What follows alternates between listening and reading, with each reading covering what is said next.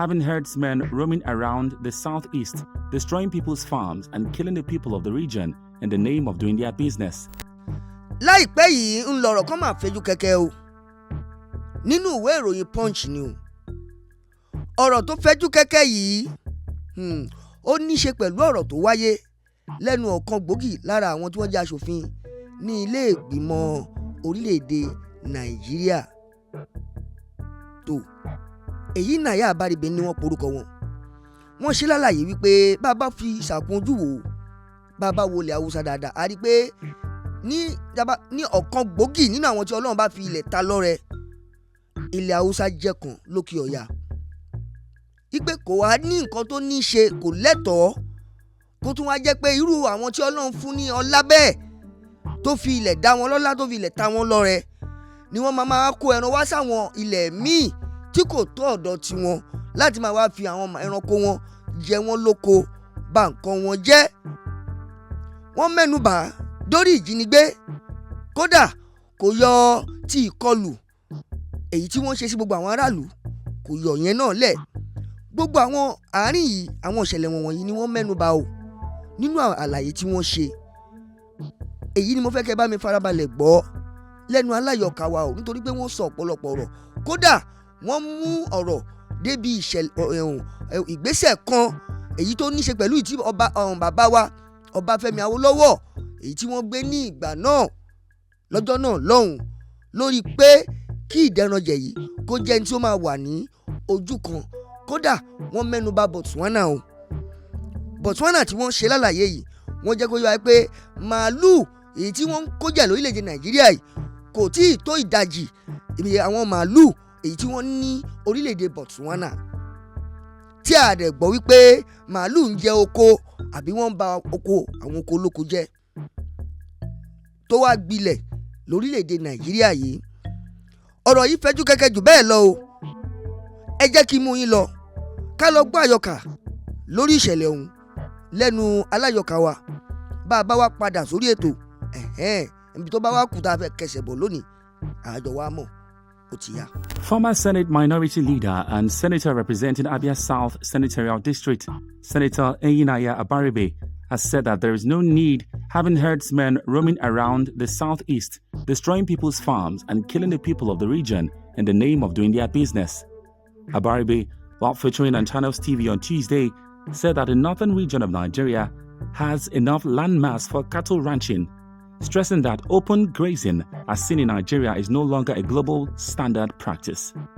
Speaking on the ranching bill that has scaled second reading at the National Assembly, the lawmaker said, "What baffles some of us really is that we see solutions and we pretend that we don't see the solutions.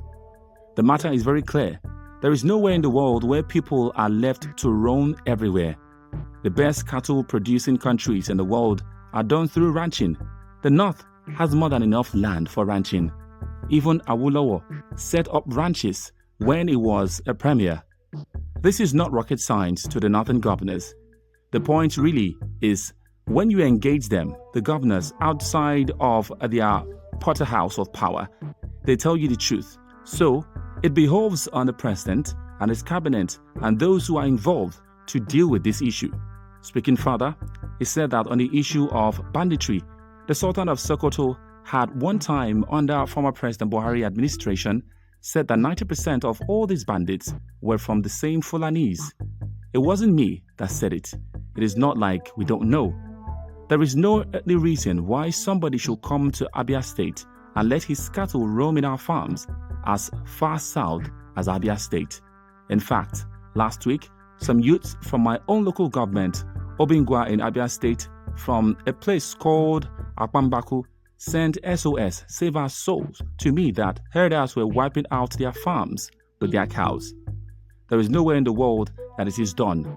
The sooner we get to grips with that, the better for everybody. According to him, Malaysia has started bringing in some types of grasses that can thrive in semi-arid regions. He said, "So it is not grass. It is just people roaming around who want to colonize a place and take over people's land. And until we say truthful to each other, there is no way we can go beyond this mountain of whether it can be done or not. It was unfortunate that the Buhari government was the government that openly supported people who are not Nigerians. There was a funny part of debate on the floor of the Senate on that same ranching bill. When we said that everybody should go back to their state of origin, some people got up and said no, that these people don't have states of origin. If anybody don't have a state of origin in Nigeria, it means he's not a Nigerian. And that is all we have been saying all along. According to Abaribe, part of good relations is that I will respect your right and you will respect my right as a citizen. But there are some agreements that were made which we find utterly ridiculous. When somebody argues that an Igbo spare part dealer can operate anywhere in the country, of course, the Igbo spare part dealer buys his goods, rents a shop, stays in a shop, and does his business that you buy and sell. The Igbo spare part dealers does not carry AK-47 to kill somebody, but somebody else is going around with his cattle, destroys your farm, kill you and your children and wife and family, and you tell me that he's free to do that? How can two things even be compared? Ask if there have been any prosecution on herders killing farmers and destroying farms. Senator Abaribe said, that is the point, and that is why most people are not so bothered. Some people have been arrested, but they are set free. People have been stopped from going somewhere. Why? Because at the end of the day, you go back to the security agents, and the security agencies will tell you that their hands are tied. When some women come to me in my local government, all we said was, go to the DPO because I cannot take the laws into my hands. It is the security agents that are supposed to do it.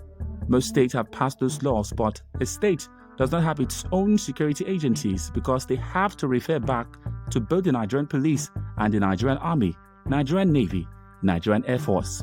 At the end of the day, there must be a clear determination by the government in this country that the killing of Nigerians must stop, that the taking over people's lands in Nigeria must stop, that the destruction of properties and farms must stop. It's stressed. Unless that is done, and how to do it brings this question of letting everybody go back to their state of origin and establish ranches there. He said there was a particular time the national chairman of the APC, former Governor Ganduje, said when there was a debate on ranching that Kano State alone has more than enough land for all the cows in Nigeria, and nobody has said it is not true. There are more cows in Botswana than in Nigeria, and the size of Botswana is the size of 2 states in the southeast. It is just a question of will. It is a question of we doing the right thing. In the 21st century, there is no way anybody can assume that the way we lived in the 19th century is the way we are going to live today. It will not be possible. We will always have this conflict if it is not dealt with expeditiously. Abaribe also revealed that the National Assembly has not seen the document and dimensions of President Bola Tinubu's proposed Ministry of Livestock. What baffles some of us, really, is that we see solutions and then we pretend that we don't see that solution. The matter is very clear. There's nowhere in the world where people are left to roam everywhere. Nowhere in the world. The best cattle producing countries in the world are done through ranching. The North, the landmass of the North, has more than enough land for ranching. And that, even Awolowo, may his soul rest in peace, set up ranches when he was a premier. So, this is not rocket science. It seems like rocket science to the northern governors. No, it's not. You see, the point really is, when you now engage them outside of the potencies of power, they tell you the truth. And so it behooves on the president and his cabinet and those who are involved to deal with this issue. Don't forget that the question of banditry, that the Sultan of Sokoto himself, at one time, under the when Buhari was president, said that 90% of all this banditry coming from this way, we are from the same Fulani. He said it. It wasn't me that said it. So it's not like we don't know. You understand?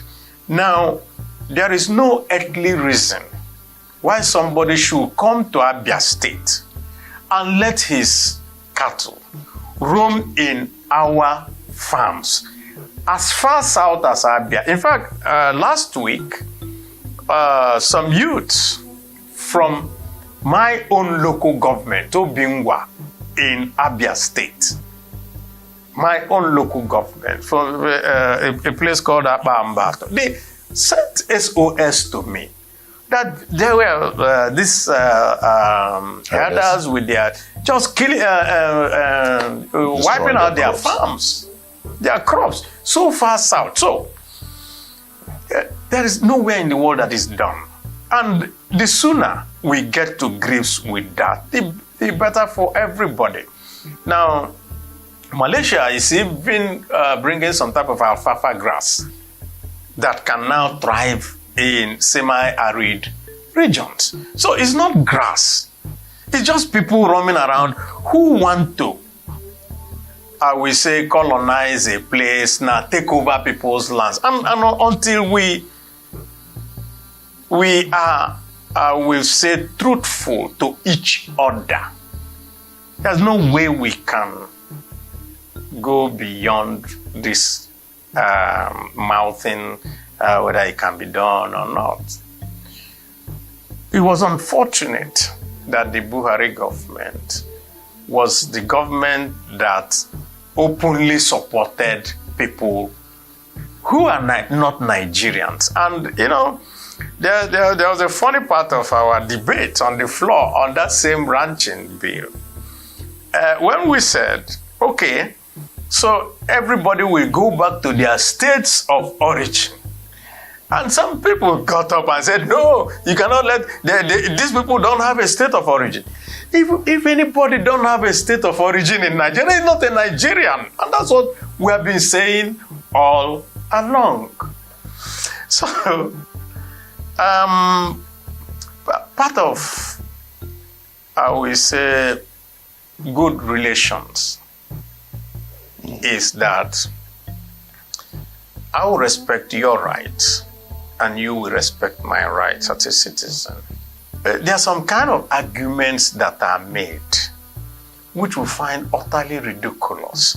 So when somebody makes an argument that says that an Igbo spare parts dealer can operate anywhere in the country, of course, the Igbo spare part dealer buys his goods, rents a shop, stays in his shop, and does his business, you buy and sell.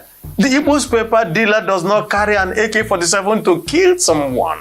So then somebody else is going around with his cattle, destroys your farm, kills you and your children and their wife and family, and then you tell me that no, he's free to do that. How can those two things be even compared? I'm curious to ask you this question. Yeah. With what you say, it's almost an assertion. And as illegal as it is, are you aware of any prosecutions in this regard? That is the point. And that is why most people are so bothered. Some people have been arrested. They are set free. People have been stopped from going somewhere. Why? Because at the end of the day, you go back to the security agencies, and the security agencies will tell you that their hands are tied. When some women came to me in my local government, all that we said, oh, please go to the DPO, because I cannot take laws into my hand. It is the security agents that are supposed to do it. And most states have passed those laws, but a state does not have its own security agency because they have to refer back to both the Nigerian police, Nigerian military, Nigerian Navy, Nigerian Air Force. So at the end of the day, there must be a clear-eyed determination by the government in this country that the killing of Nigerians must stop, that the taking over of lands of Nigerians must stop, that the destruction of properties, farms and all that must stop. Unless that is done.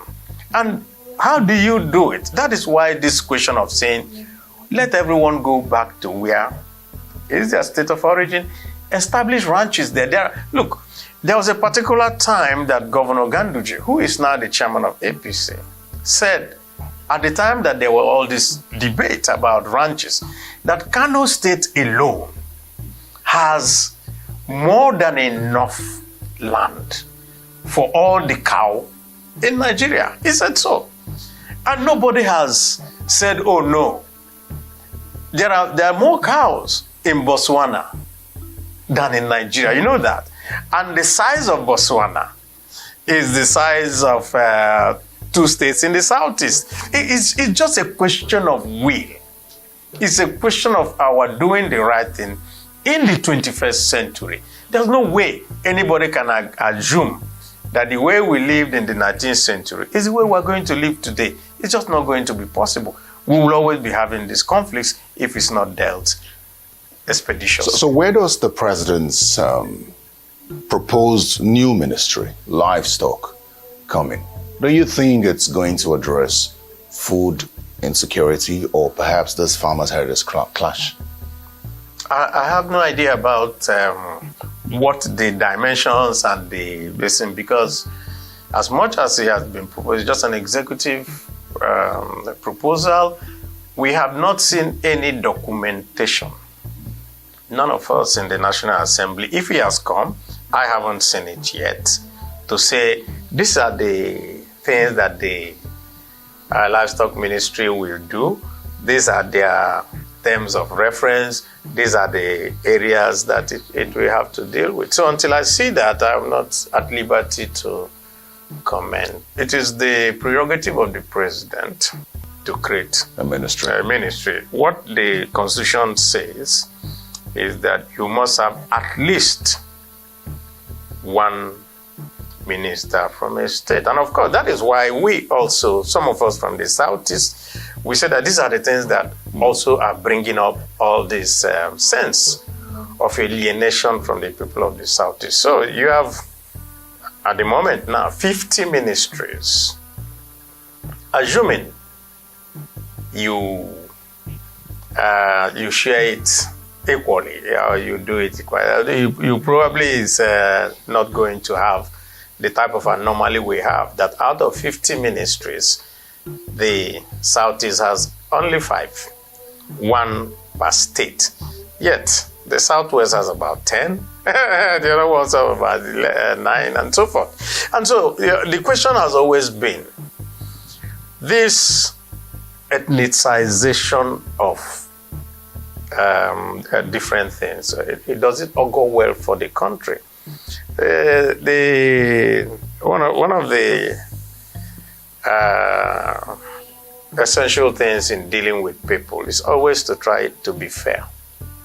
And when people perceive that you're not fair, you cannot engender a sense of support from them. And so we think that as we look at all this, that as the president is going to revamp his cabinet, as we are hearing by rumors, I'm not very sure, that maybe there will be a juggling to make things fairer for everybody. tó wọ́n ní ọlọ́rọ̀ abetí dídí o,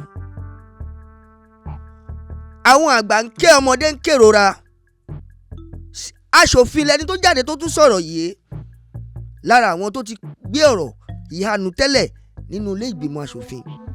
Tó èyí tí wọ́n bá ṣe òun náà la máa ní wọ́n ṣe o.